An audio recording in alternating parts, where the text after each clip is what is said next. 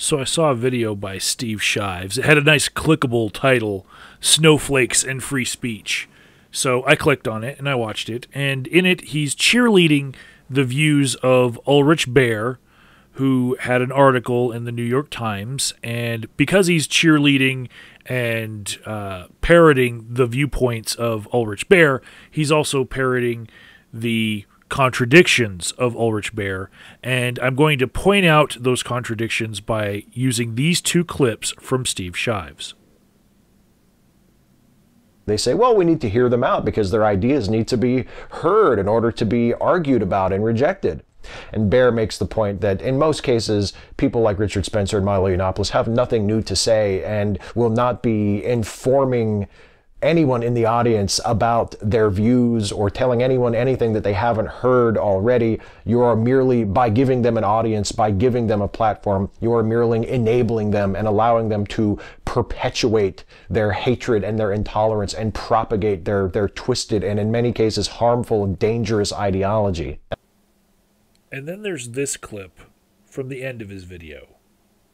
A society where people who push ignorance and intolerance and hateful, dehumanizing ideologies are, legally speaking, free to say whatever they wish, but practically speaking, are not invited on prominent radio or TV shows or podcasts or YouTube channels, are not given lucrative book deals, are not invited to speak on stage at colleges and universities, and generally speaking, find it difficult, if not impossible, to amplify and spread their awful messages beyond their little circle of ignorance and hate. That sounds pretty damn good to me. How about you? Okay, so now that you've seen those two clips from Steve Shives' video, I have a contradiction that I'd like to explore. And it's not the contradiction of defending freedom of speech by removing the freedom to speak from other people. Okay, that's not it.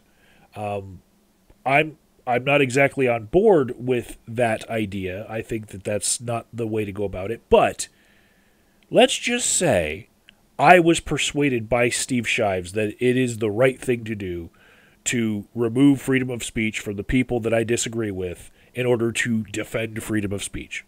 Right? Now I want to know, what's my motivation here?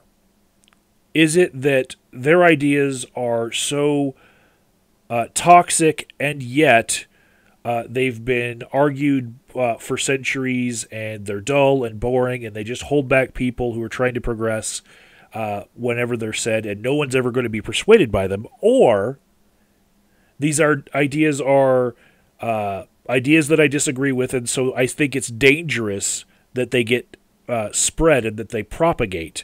And so I need to shut these people down because the ideas could spread. So this is it in a nutshell. Are these ideas things that could actually persuade people, and that's why I want to silence their free speech? Or is it that their ideas are not persuasive at all, and that's why I should silence their free speech? Because by watching Steve Shives' video, I really can't tell.